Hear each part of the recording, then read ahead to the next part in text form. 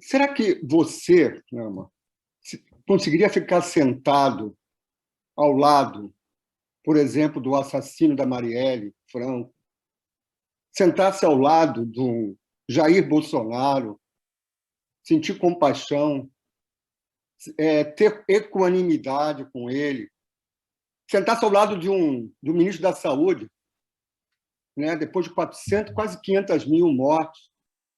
Como a gente pode desenvolver compaixão, né, com pessoas como essas? Obrigado. Essa é uma boa pergunta, né?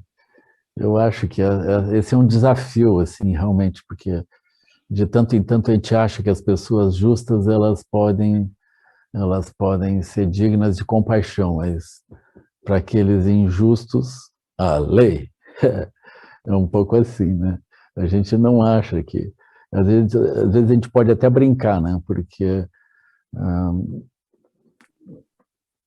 algumas coisas que não nos tocam tanto, a gente pode imaginar que, enfim, a compaixão é possível.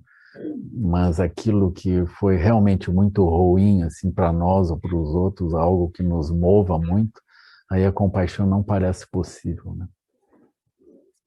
Mas, no mínimo, como uma forma de raciocinar, eu acho que ela é muito útil, assim, sabe? Porque os seres todos, eles têm a capacidade de construir as suas atrocidades. São atrocidades luminosas, no sentido de que são construídas. Os tempos que nós estamos vivendo agora, as pessoas estão construindo realidades totalmente equivocadas, né? Mas eles têm essa capacidade de construção. Não só eles constroem, como surgem legiões de outras pessoas que acreditam e seguem aquilo. É uma coisa espantosa, assim, inacreditável. E os resultados a gente vê. Nós estamos perto de 500 mil mortos, né? E as pessoas, elas seguem insistindo que a máscara não é necessária, que a vacina não funciona, que... Outro dia eu vi essa preciosidade, assim, que a vacina não está totalmente comprovada, do mesmo modo que a cloroquina também não está. Então, nós temos duas coisas equivalentes, assim, a vacina e a cloroquina. Eu achei aquilo, assim, de uma lucidez, né? É incrível. E aí as pessoas verbalizam isso e os outros acreditam. Então, esse é um exemplo acabado do aspecto luminoso. Só que essas causalidades, elas não são verdadeiras, então os problemas acontecem. Aí, quando acontecem, eles vão dizer, não, mas as pessoas morrem, todo ano morre um monte de gente, se fosse computar todo mundo que morre todo ano, de certo até está menos, está morrendo menos gente agora. A gente ainda vai escutar esse tipo de coisa, né? Então, a gente vê o sofrimento, né? A gente vê também as pessoas que tinham insensibilidades com relação ao Covid, né? Elas adoeceram e muitas morreram também. Sim. Então, aquilo acontece, né? Essa causalidade acontece. Mas a pessoa, essencialmente, ela tem essa natureza luminosa que é capaz de construir realidades. Só que ela constrói aquelas realidades karmicamente, né? Ela vai construindo aquilo de um modo alucinado. Então, nós estamos vivendo um tempo que, no passado também, as pessoas construíam coisas alucinadas, né? Está cheio disso, né? Cheio desses exemplos, né?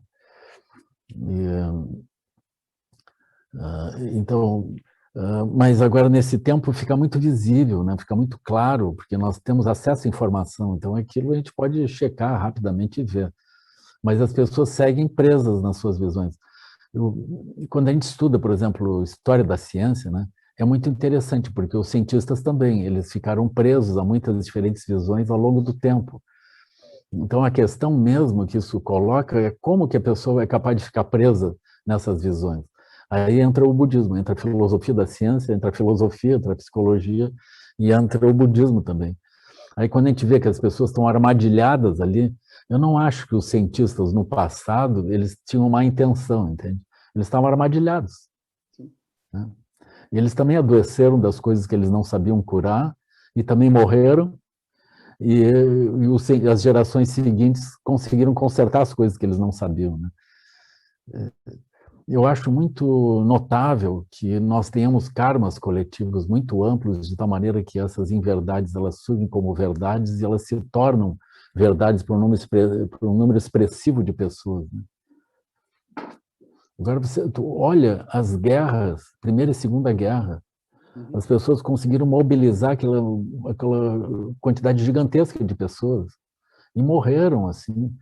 Se a gente estuda a penetração do exército alemão na Rússia, foram vários exércitos russos, assim, de 100 mil pessoas que morreram, um atrás do outro, dizimados. População civil, assim, foi uma coisa muito, muito horrível. Né? Foram dezenas de milhões de pessoas que morreram lá na Rússia, né, naquela época. Né? Foi o fronte mais devastador da guerra. Agora, como é que as pessoas se colocam nessa posição e fazem isso? E a gente que, nas horas vagas, toca violino. Né? Então, isso é uma coisa assustadora. Então, a gente precisa olhar como que a nossa mente ela fica presa nesses aspectos. Eu acho que o que nós estamos fazendo hoje, que também parece pacífico, nós vamos mais adiante olhar como uma coisa muito agressiva, como todo o dano ambiental que a gente está causando, também a forma pela qual a gente se relaciona ainda com os animais, né, de uma forma muito agressiva. Né? Do mesmo modo que a gente vê hoje as fotos e os relatos sobre a escravidão no Brasil e em outras partes do mundo, né? Nós vamos olhar mais adiante o que a gente faz com os animais também, assim, aquilo vai causar essa estranheza, né? Nós vamos ter esse estranhamento, assim. Então, mas a gente constrói essas realidades e vive dentro disso. Então, todos nós somos vítimas dessa ignorância, né? Então, isso é o sofrimento estrutural, como é chamado no budismo, né? Não é um sofrimento porque dói, mas é um sofrimento porque é uma circunstância onde nós cometemos erros sucessivos que causamos problemas para nós e para os outros, né? Daí brota a compaixão. Uau, não precisava passar tudo isso, né? É assim. Obrigado. Então, a compaixão, ela também tem um pedaço que é uma crença de que pode ser diferente. É assim.